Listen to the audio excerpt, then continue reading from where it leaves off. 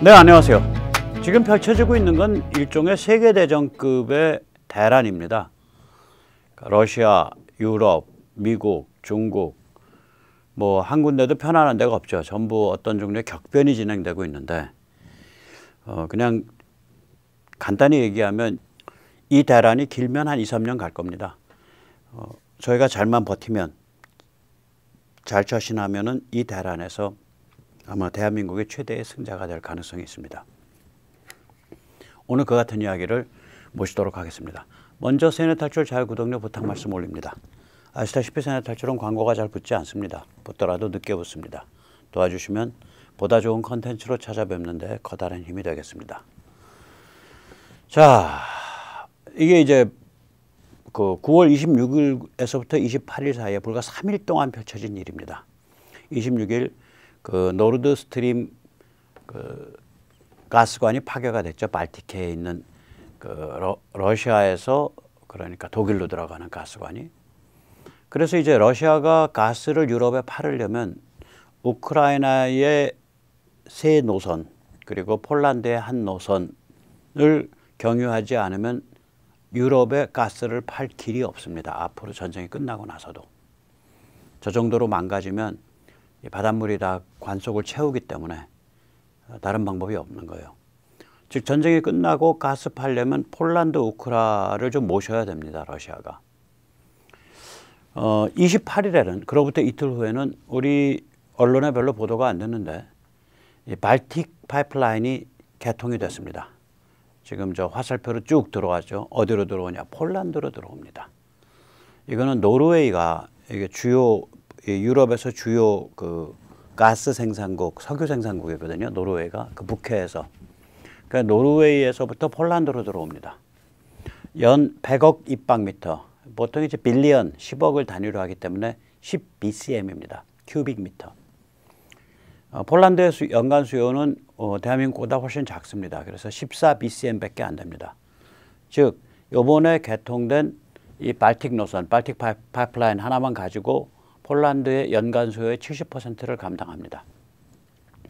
그리고 이렇게 한번 노선이 뚫렸기 때문에 향후 증설해서 중부 유럽 쪽으로 확장할 가능성이 있다고 합니다. 참고로 독일은 이미 1990년대에 개통이 된 유로파이프 1, 2를 통해서 노르웨이 그 가스를 받아 쓰고 있습니다. 독일이 아마 가장 많이 받아 쓰고 있는 날 겁니다. 유로파이프 1, 2 노선을 통해서 1은 연간 그러니까 180억 입방메타, 그러니까 18BCM, 그리고 2호 노선은 연간 240억 입방메타, 24BCM을 받아 쓰고 있습니다. 한마디로 독일은 이 가스 먹는 하마입니다. 우리도 가스를 꽤 많이 먹는데 우리는 이제 문재인 때 특히 그 발전소를 가스로 바꿔놨고 우리는 독일보다 훨씬 더 공장이 센 게 많죠. 전기를 많이 쓰니까. 그런데 독일은 우리만큼 그런 그 중공업 공장들이 없음에도 불구하고 그렇게 활발하지 않음에도 불구하고 굉장히 가스 많이 씁니다. 방금 말씀드렸듯이 유로파이프 1, 2를 통해서 노르웨이 가스를 42BCM, 그러니까 420억 입방메타를 들여오고요. 요번에 이제 그 9월 달에 사실은 저게 7월 달에 잠겨졌죠. 7월 달에 노르드 스트림 1, 저거 잘 돌아가다가 잠겨졌습니다. 그걸 통해서 러시아 가스가 연간 55BCM, 550억 입방미터가 들어왔었고요. 그리고 원래는 완공이 다 끝났습니다. 2020년인가 완공 끝났거든요. 21년에 완공 끝났는데 미국 반대로 가동을 못했죠. 노르드 스트림 2, 저거 완공되어 있는 라인입니다. 거기서 추가로 또 55BCM, 550억 BCM을 550억 입방메타를 들여오려고 시도했었습니다.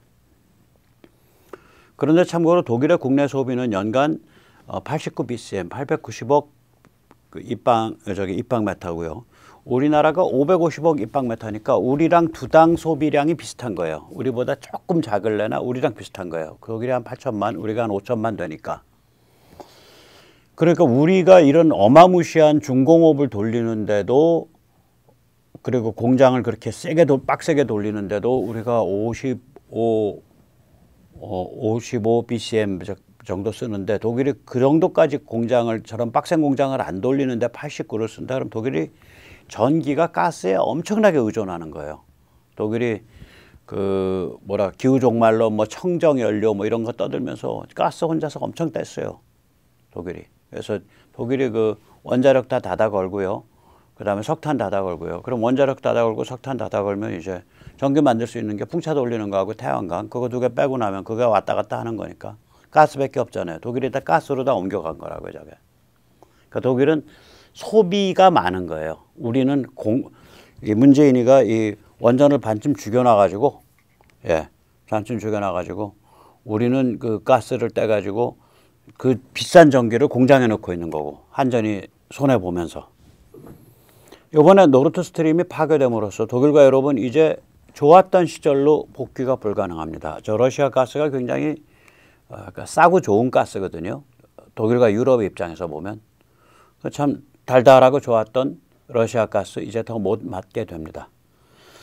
이 문재인이 무슨 짓을 저질렀나를 가만히 생각해 보면 이번 유럽 사태를 보면서 문재인은 이 에너지 정책에 대해서 4가지 조치를 취했습니다. 우선 첫째, 대한민국 원자력 기술이 세계 최고인데 그 대한민국 원자력 발전을 허리를 분질르고 그 기술을 죽였죠. 그래서 원전 기술이 중국으로 유출되도록 유도한 장본인입니다. 두 번째는 문재인은 친환경 천연가스 발전소를 잔뜩 지으려고 그랬죠. 또 짓기도 하고. 그러니까 발전을 원전 쪽을 축소를 해나가면서 엄청 비싼 저 LNG 발전, 그러니까 천연가스 발전을 많이 늘렸죠. 예, 그리고 나서 이제 문재인은 북한을 경유하는 러시아 PNG에 대한민국의 운명을 내주려고 했죠. 그게 이제 러시아가 사할린에서 생산되는 게 블라디보스토크까지 들어오니까 거기서부터 북한을 경유해 가지고 PNG를 연결하려고 한 겁니다. 잘했으면 이제 이번에 독일 당하는 거 보세요. 유럽 당하는 거 보세요. 저 꼴을 당할 뻔한 거예요. 그거보다 더 험악한 꼴을. 지금 공장을 멈추자는 말입니까? 그럼 또 빨간 머리띠 둘른 또 좌파들하고 노조까지 다 튀어나와서 정부는 각성해라. 저 미제의 앞잡이가 돼서 민족의 공장을 멈추고 민족의 에너지를 끊는다 이러면서 이제 난리를 부리려고 한 거예요. 네 번째는 이 가스뿐만이 아니라 서해 바닥으로 무시무시한 전력선을 깔아서 동부가 전력망을 만들어서 중국으로부터 전력도 받아 쓰고 중국에 전력도 주고. 자, 이 정도 되면 이거는 제가 보기에는 간첩을 넘어서 아주 그 치밀한 국가 반역죄로 이게 다스려야 됩니다. 그래서 저는 문재인을 국가 반역죄로 재판정에 세워야 되지 않냐, 저는 사실 그렇게 생각을 합니다. 자, 이제 이렇게 세상이 복잡하다 보니까 지금 나오는 얘기가 뭐냐면 지금 독일과 프랑스가 완전히 지금 면이 깎였거든요. 완전히 면이 깎였어요. 지금 아무 그 영향력이 없어요.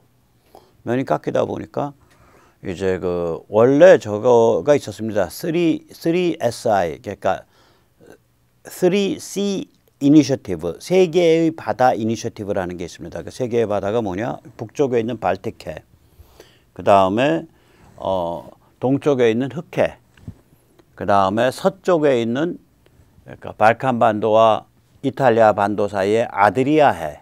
그래서 이 세 개의 바다, 3C 이니셔티브, 세 개의 바다가 이끄는 이니셔티브라는 이름의 그런 국제 협의 기구가 있었습니다. 그게 이제 12개국인데요. 에스토니아, 라트비아, 리투아니아, 폴란드, 그 다음에 루마니아, 그리고 최근 들어서 우크라이나 뭐 들어갔다는 얘기 있기도 하고 없기도 합니다. 뭐 슬로바키아, 헝가리, 불가리아 그렇게 돼 있고요. 그 다음에는 저쪽으로 가면 이제 전부 EU 국가들이죠. 원래는 EU 국가들이죠. 그래서 우크라이나는 저게 이제 조인할 자격이 처음에 없었다고 알아요. 체코, 오스트리아, 슬로베니아, 크로아티아. 저기 슬로베니아와 크로아티아가 아드리아해를 마주한 나라들이죠. 그리고 헝가리. 그렇게 해서 12개 나라가 앞으로 이제 이걸 유럽을 이끌지 않냐. 근데 저는 저건 안 된다. 저거 저렇게 안 간다. 일단 조금씩 컬러가 달라요. 일단 저기 보면 지금 앞으로 이제 반러 전선이 결국 핵심적 본질인데 우크라이나는 안 들어가 있잖아. 그 다음에 몰도바가 안 들어가 있잖아요. 몰도바가 루마니아랑 우크라이나의 사이에 있는 조그만 내륙 국가인데 아시다시피 몰도바가 그게 강이 중간에 강이 흘리죠. 드니스트 강이. 그래서 그 강의 북동쪽에 파리바게트처럼 길쭉하게 조그만 땅에 그 트랜스니스트리아라는 조그만 러시아의 괴뢰국이 있고 그 괴뢰국에 러시아 군인들이 주둔한단 말이에요. 러시아 군사기지가. 그러니까 몰도바 국제적으로는 그건 전부 다 몰도바의 한 영토라고 다 해석을 해주는데 러시아가 힘이 세니까 몰도바가 그거를 진압을 못하고 있었어요. 그 분리주의자들을. 트랜스니스트리아의 분리주의자들을. 거기는 뭐 완전히 뭐 길거리마다 다 레닌 깃발 세워놨고 그 국기도 지들이 만드는데 국기에 소련의 그 낫과 망치가 그려져 있는 애들이에요. 그러니까 동유럽에 있는 평양이라고 생각하시면 돼. 그 좀 약간 도라이들이라고. 그러니까 지금 몰도바가 이번에 우크라 터졌을 때, 야, 이건 우리도 골로 가는구나. 이제 우크라를, 러시아가 이제 정리를 하면, 그 다음에는 몰도바 차례네. 그리고 루마니아도, 야, 우크라랑 몰도바가 골로 가면, 그 다음에 내가 골로 가는구나. 그래서 초조해졌던 거예요. 그러면은, 자, 그리고 이제 벨라루스는 아시다시피 제가 말씀드렸지만, 무려 1년간이나 사람이 죽어나가면서 부정선거 항의 시위가 있었던 때고, 지금의 대통령이 그걸 무력으로 수십 명을 죽여가면서 철퇴를 내려가지고 탄압을 해가지고 정권을 유지하고 있는 상태이기 때문에 저게 뒤집어지면은 친서방으로 확 뒤집어진다고요. 그런 사정이 이 말하자면 3SI 12개국에는 반영이 안 돼 있어요. 게다가 저는 헝가리 그 빅토르 오반 입만 뻥끗하면은 우리 헝가리는 기독교 최일선에 쓴 국가로서 도덕을 지켜야 되고 지금 서방은 도덕이 타락을 해서 마약에 찌들어 있고 LGBTQ에 찌들어 있고 뭐 이런 근사한 얘기를 해요. 이 얘기만 들으면 우리 동지 같아. 그런데 부다페스트의 중국 푸단 대학에 저걸 지으려고 그랬잖아요. 분교를. 중국에 돈 먹었다는 소리지. 그럼 중국에 돈 먹었으면 러시아는 안 먹었겠나? 먹었을 것 같아. 아니나 달라. 이번에 보니까 러시아 편 들고 있잖아 계속. 빅토르 오반은. 오염돼 있다고요. 그런데다가 오스트리아 같으면 마음속으로 야 내가 거기랑 놀겠냐? 나는 이제 바다가 좀 가까웠으면 좋겠으니까 저 슬로베니아랑 좀 친하게 지내면 되지 뭐. 그러니까 오스트리아의 바로 남쪽이 슬로베니아고 슬로베니아의 아드리아해 쪽에 그 항구가 있고 슬로베니아도 잘 사니까 둘 사이에 통하면은 그냥 오스트리아는 자기 얻고 싶은 건 다 얻는 거예요. 그냥 애들이 모인다 그러니까 내가 가서 좀 앉아는 있어야겠다 이럴 거고요. 체코는 저기는 반러 성향인데 러시아에서 이렇게 체코 프라하로 오는 사람들을 잔뜩 받아줘 갖고 저기가 요번에 그 러시아계 이민자 혹은 러시아계로서 여기 영주하고 있는 자들이 요번에 체코 내의 공산주의자, 체코 내의 극우랑 손을 잡고 우크라 전쟁에서 러시아 승리해야 된다라고 시위를 일으켰잖아요. 슬로바키아는 오히려 달라요. 슬로바키아는 여론조사를 해보면은 러시아 지지 여론이 거의 절반 가까이 나와요. 그런데 집권당이 굳건한 거야. 그래가지고 이번에 우크라 전쟁 터졌을 때 자기 공군에 있는 전투기까지 다 털어갖고 우크라 줬잖아. 그래서 폴란드가 슬로바키아에 그 영공 보호를 해주고 있거든요. 그러니까 슬로바키아가 참 특이해요. 선거하면은 그래도 이길 거예요, 집권당이. 이제 러시아가 특히 저렇게 비참하게 패퇴를 하고 그 과정에서도 지금까지 아주 잔혹한 짓도 많이 저지르고 그래서 이제 슬로바키아 내에 그 친러 성향의 그 인구의 숫자가 줄어들 겁니다. 거기도 참 유럽의 그 우파가 거기도 우파예요. 친러 성향이. 체코도 친러 성향이 극우와 공산당이 결합해서 그거를 누가 묶어줬냐면 러시아계 그 영주권자들, 영주하는 자들이 묶어준 거예요. 그래서 시위 크게 붙었었죠. 그러니까 이제 슬로바키아는 그런 경우죠. 쟤들은. 그러니까 그 좀 다른 거죠. 체코는 그렇게 좀 내막이 복잡하다고요, 보면. 체코 전체의 원래 체코 사람들의 입장은 대다수는 반러예요. 체코는 슬로바키아보다 훨씬 더 나토 EU에 가까워요. 성격이. 시위는 크게 붙었지만.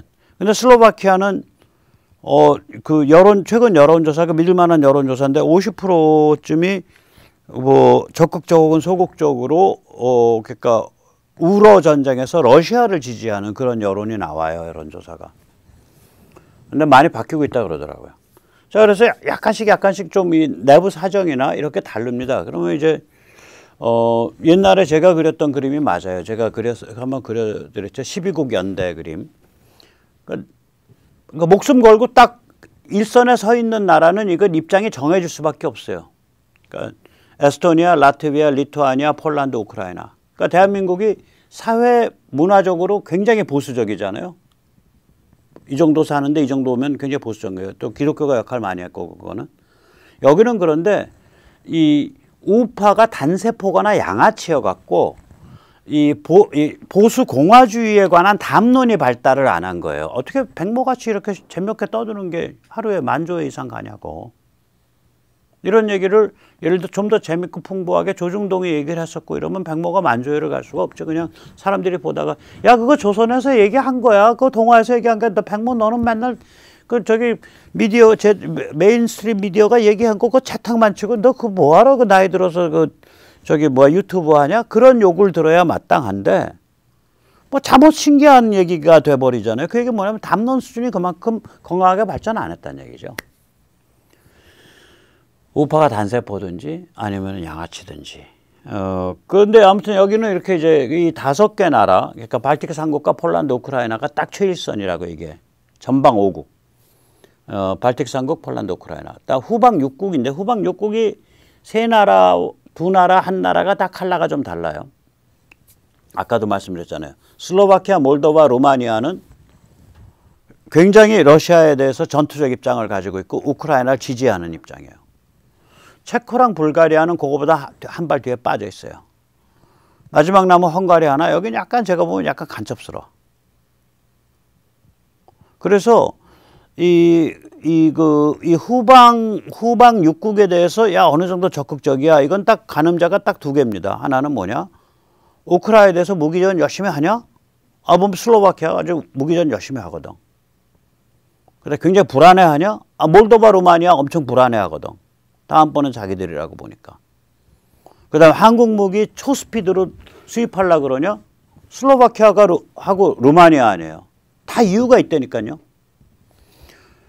몰도바예요. 좀 그 무기 차관 같은 거 좀 해서 예를 들어서 우리가 좀 여유가 있으면은 한 100억어치 밀어주면 한 500억어치 밀어주면 정말 눈물을 쏟을 겁니다. K2 소총이라도 철모랑 거기 한 5만 명, 1명, 2, 3만 명 돼요. 그러면 철모와 소총과 탄알 이렇게 하면은 탄알은 건 뭐 나토 표준탄이니까 5만 명이면은 한 사람 앞에 100만 원씩 들으면은 500만 원이고요. 200만 원씩 들으면 1,000억이잖아요. 500억이고요. 200만 원씩 개인 잔고를 주면 1,000억이 되죠. 적당한 거 잡아서 왜냐면 그런 걸 볼 때 다른 저 나라들이 굉장히 감동을 받을 거예요. 이제 러시아랑 척을 지지 않을 그 좋은 걸 뭘 찾아서 그 힘이 많이 되죠. 저 나라를 누가 알아주고 그러겠어요. 그 다음에 그래서 이제 한국 무기를 초스피드로 수입하는 데가 이게 이제 그 간절한 데고 그 자기의 실전적 위협을 느끼고 있는 데예요, 여기가. 그게 좀, 저기서는 이제 전방 이제 그 5개국은 다 그래요, 사실은. 그리고 이제 후방에서는 이제 슬로바키아하고 루마니아가 그러죠. 러시아가 패망을 하고 나면 벨라루스가 자유화돼서 연대에 합류할 겁니다. 벨라루스가 그게 숨어져 있다고요. 그래서 폴란드에서 벨라루스 무장 저항군을 훈련시키고 있잖아요.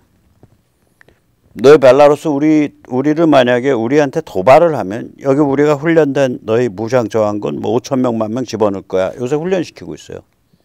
일종의 컨틴전스죠. 대비책으로. 자, 그래서 이제 이렇게 이제 세상에 굉장히 어지럽단 말이죠. 근데 이게 다 푸틴의 우크라 침공이 계기가 돼가지고 다 불거져 나온 거예요. 불씨가 숨어 있다가 혹은 그것 때문에 불씨가 생긴 거예요. 그래서 제가 푸틴의 위대한 업적을 8개 분야에 걸쳐서 정리해 봤습니다. 제가 푸틴이 해냈다라고 한번 제목을 다룬 적이 있어요. 처음에.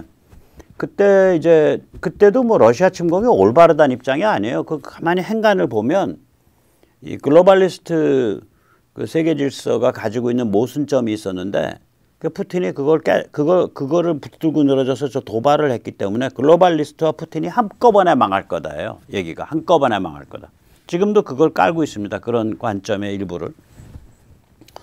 일단 푸틴이 러시아를 20년 이상 후퇴시켰죠. 절대 빈곤으로 들어갑니다. 그래서 러시아의 석유가스랑 관계된 사람들이 9명이 참혹하게 살해당했죠.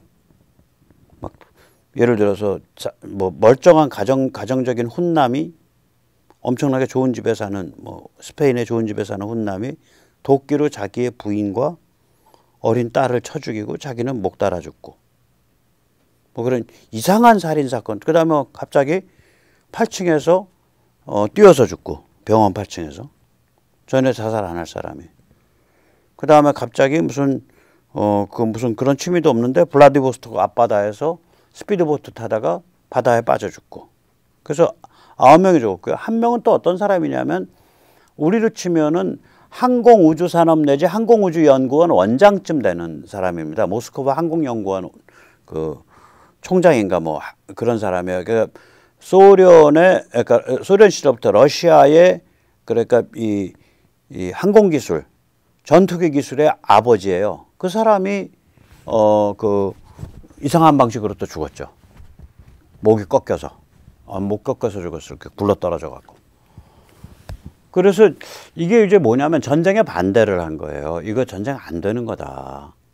특히 에너지 가스 다루는 사람들은 그게 서방 기술, 서방 기계를 가지고 그 석유가스를 채굴을 하고 판매도 그쪽이랑 하고 그쪽이랑 조인트 벤처도 하고 뭐 관 같은 거 놓을 때 딱 그 서방 돈 끌어들여서 놨거든요. 그러니까 이 서방 자유주의적인 힘을 아는 거지. 그러니까 이제 푸틴의 신복이긴 하고 또 올리가르크이긴 하지만 푸틴한테 전쟁을 반대했을 거라고요. 그래서 그쪽에서 수없이 죽어나갔잖아. 9명 죽어나갔죠. 그리고 아까 말씀드린 그 항공우주연구원 원장급에 해당하는 사람도 죽었고.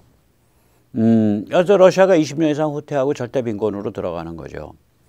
그리고 이제 우크라이나는 이 전쟁을 통해서 공화국이 형성이 되고 국민이 형성이 되는 겁니다. 그래서 이 사람들이 이 전쟁을 겪고 나서 반공으로 완전히 무장이 된 그러한 정신세계에 도달했다. 그래서 Baptism by Fire, 전쟁 불길에 의한 축복이라고 보고서를 쓴 적이 있습니다.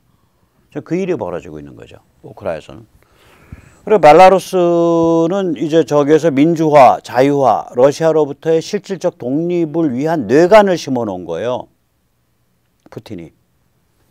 중부 유럽에 대해서는 아까 우리가 그림 본 것과 같이 폴란드가 주도하는 유럽 12국 연대가 형성될 수 있는 틀을 만들어준 거예요. 근데 이게 만들어지면 아까 처음에 그 원래 그림이 있었던 그 3SI, 그러니까 3C 이니셔티브에 있는 나라 중에 저 12국 연대에 안 들어오는 데가 오스트리아, 슬로베니아, 크로아티아인데 거기도 합류하게 될 거라고요. 그럼 15국이 돼요. 벨라루스까지. 이게 어느 정도 되냐. 인구의 1억 5천만 정도 되는, 인구가 1억 5천만 되는 천지사방이 강과 바다로 딱 트여 있는, 그러니까 굉장히 액세스가 좋은 거죠. 북해에서 접근해도 되고 아드리아해에서 접근해서 올라가도 되고 흑해에서 접근해서 올라가도 되고, 그리고 거기에 뭐 드네프르강 무슨 강, 그 저기 다뉴브강 무슨 강에서 그냥 여기저기 강이 다 통하고 그런 굉장히 좋은 그런 거대 벨트가 하나 만들어지는 거예요. 거대 덩어리가. 그리고 여기에 대해서 친화성이 강한 데는 제일 넘버원이 영국이고요. 넘버2가 이탈리아입니다. 저기 사람들이 별로 상종하기 싫어하는 나라는 프랑스와 독일입니다.